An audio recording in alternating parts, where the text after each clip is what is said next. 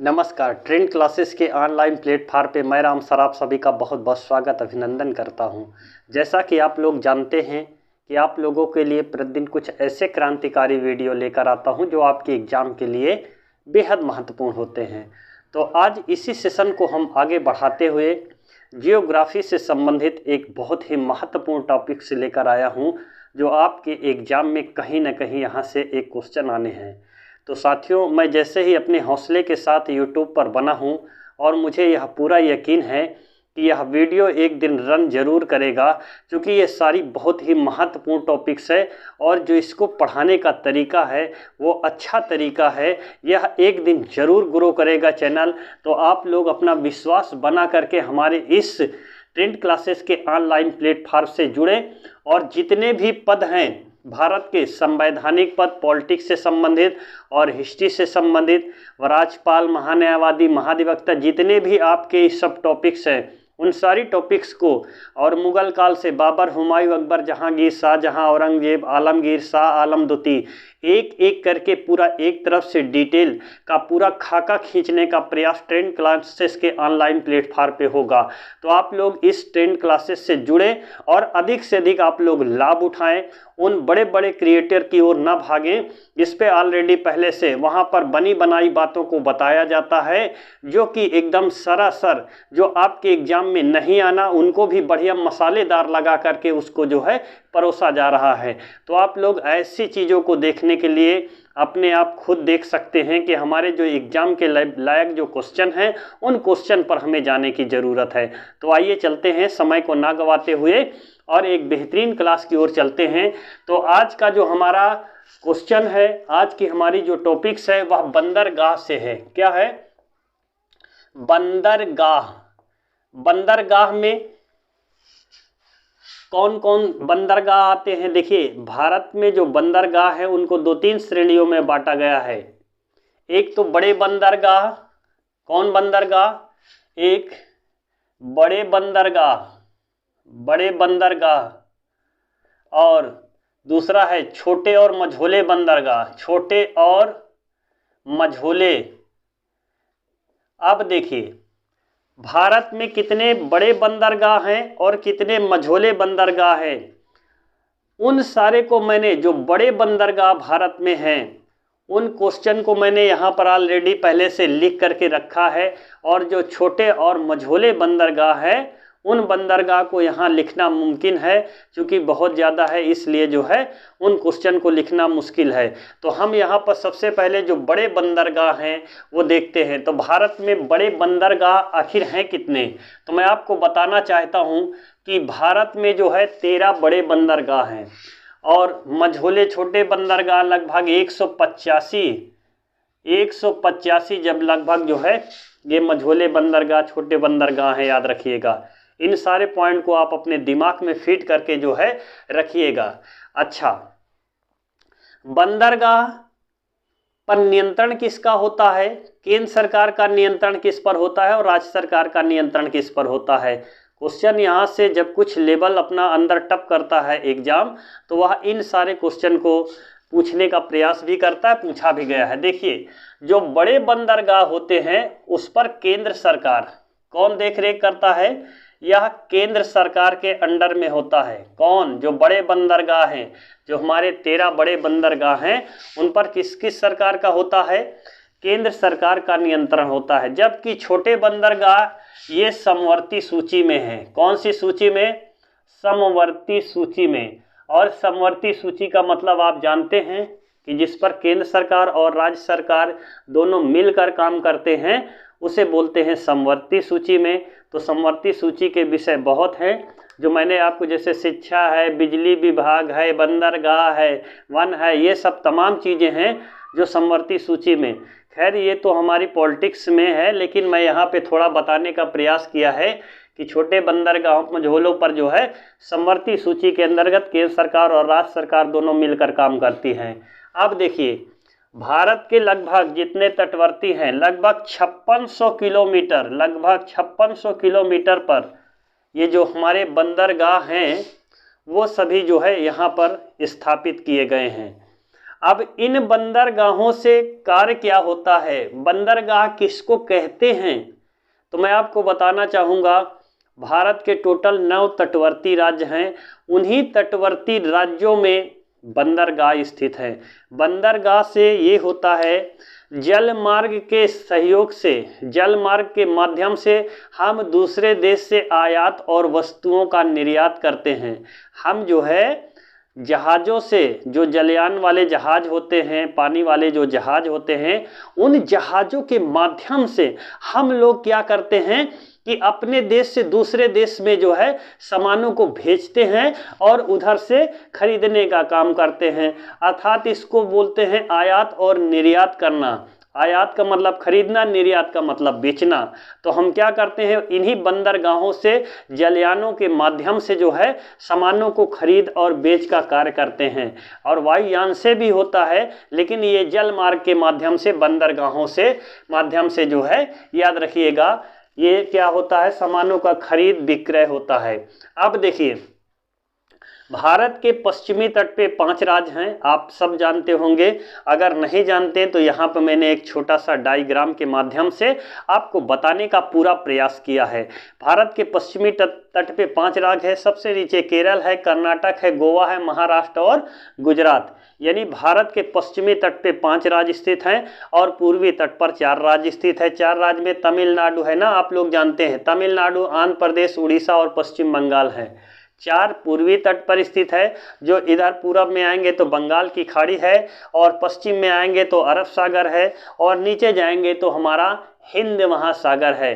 तो इन्हीं जल मार्गों के माध्यम से एक दूसरे देश में जो है व्यापार होते रहते हैं। चलिए तो आगे चलते हैं, देखते हैं। सबसे पहले हम देखते हैं यहाँ पे कांडला बंदरगाह। कांडला बंदरगाह कहाँ है, तो मैंने यहाँ पर लिख करके बताया है कि कांडला बंदरगाह गुजरात में है। कहाँ पर है कांडला बंदरगाह? गुजरात में है।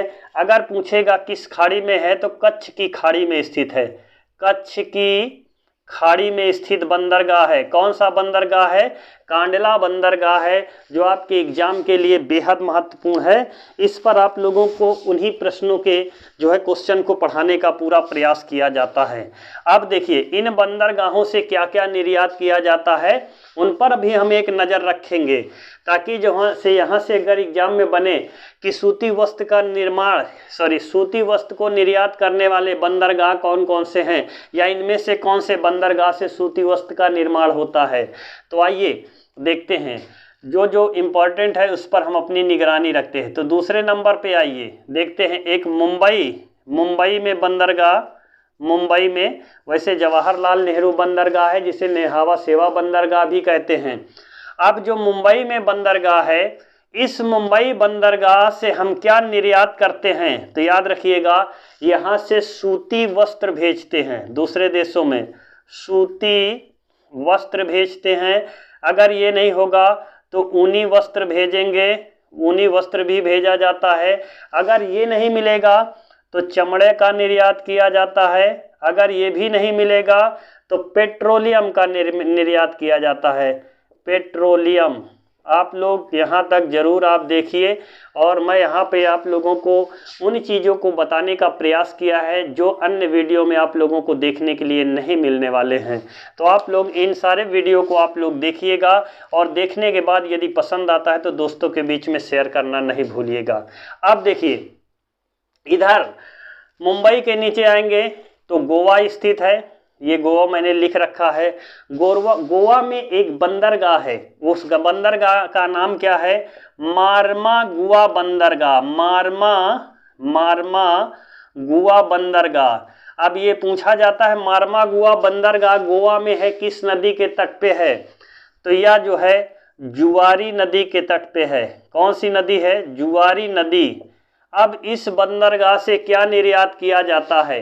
क्वेश्चन पूछा जाता है कि मार्मागुआ बंदरगाह गोवा में है, जुआरी नदी के तट पर, तो इन बंदरगाह से किसका निर्यात होता है? तो याद रखिएगा, 1970 के दशक में यहाँ से लोहे का निर्यात किया जाता था।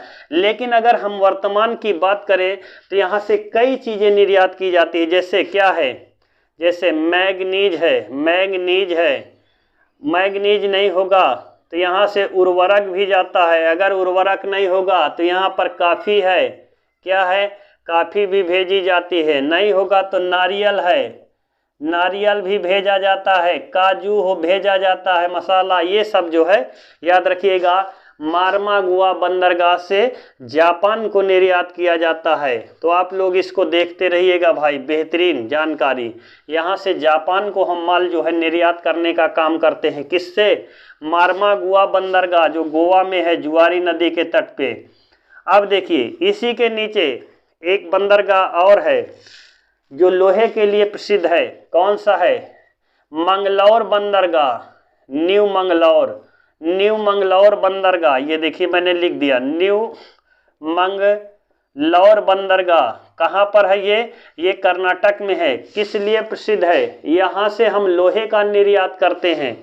क्या करते हैं? यहाँ से लोहा निर्यात किया जाता है। आयात निर्यात का मतलब आप समझ रहे हैं, मैंने तोड़ तोड़ कर यहाँ पर बताने का प्रयास किया है। आयात का मतलब खरीदना, निर्यात का मतलब बेचना है।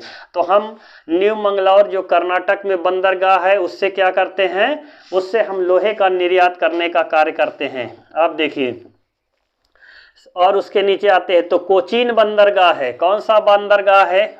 कोचीन बंदरगाह। और ये बंदरगाह कहाँ पर है? यह केरल में स्थित है। किस लिए प्रसिद्ध है केरल का कोचीन बंदरगाह?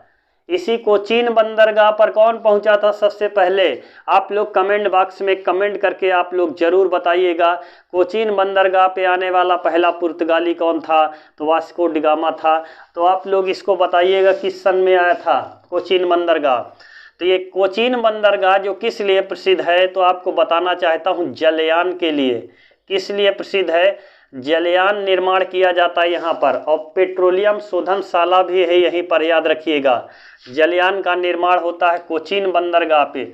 जो इम्पॉर्टेंट है उन चीज़ों को आपको मैं यहाँ पर डिफाइन करके बताने का पूरा प्रयास किया है, या आपके एग्जाम के लिए बेहद महत्वपूर्ण है। अब देखिए तमिलनाडु में 3 बंदरगाह हैं। कौन कौन बंदरगाह है? तमिलनाडु में 3 बंदरगाह हैं। तमिलनाडु कौन कौन बंदरगाह है? एक तो है इन्नौर बंदरगाह। कौन है? इन्नौर बंदरगाह। दूसरे नंबर पे कौन है? चेन्नई बंदरगाह। और तीसरे नंबर पे तूतीकोरन बंदरगाह। तूतीकोरन बंदरगाह।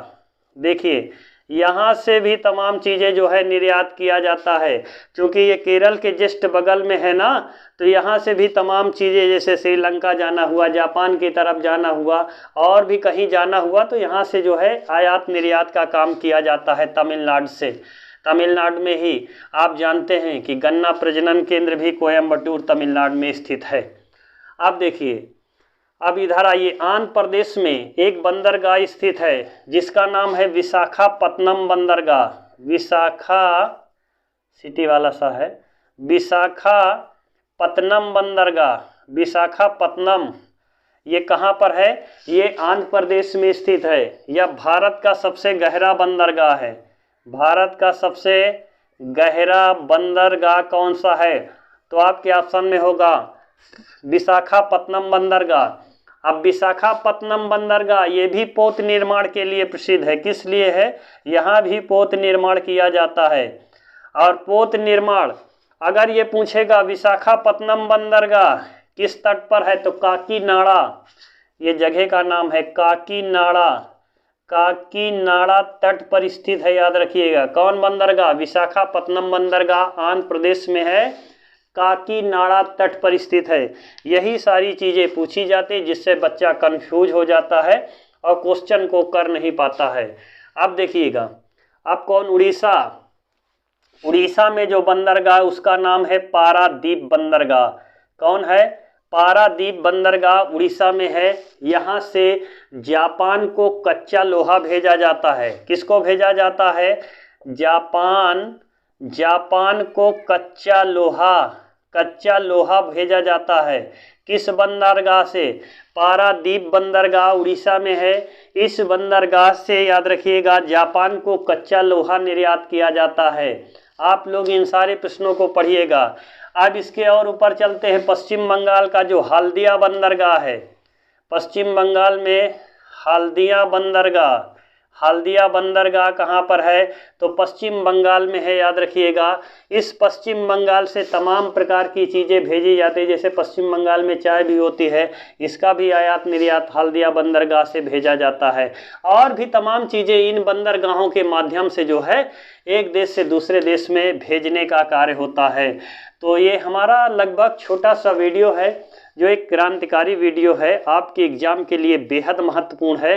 तो आप लोग इसको ज़रूर देखिएगा, और देखने के बाद यदि आप लोगों को हमारा इस टॉपिक्स पसंद आता है, जो बंदरगाह से बनने वाले क्वेश्चन है, उसको मैंने यहाँ पर आप लोगों को पूरा बताने का प्रयास किया है। अगर आप लोगों को अच्छा लगेगा तो वीडियो को लाइक कर दीजिएगा, कमेंट कर दीजिएगा, और नए हैं तो चैनल को सब्सक्राइब कर दीजिएगा। तो आज की क्लास को यहीं पर एंड करते हैं। जय हिंद, जय भारत, वंदे मातरम।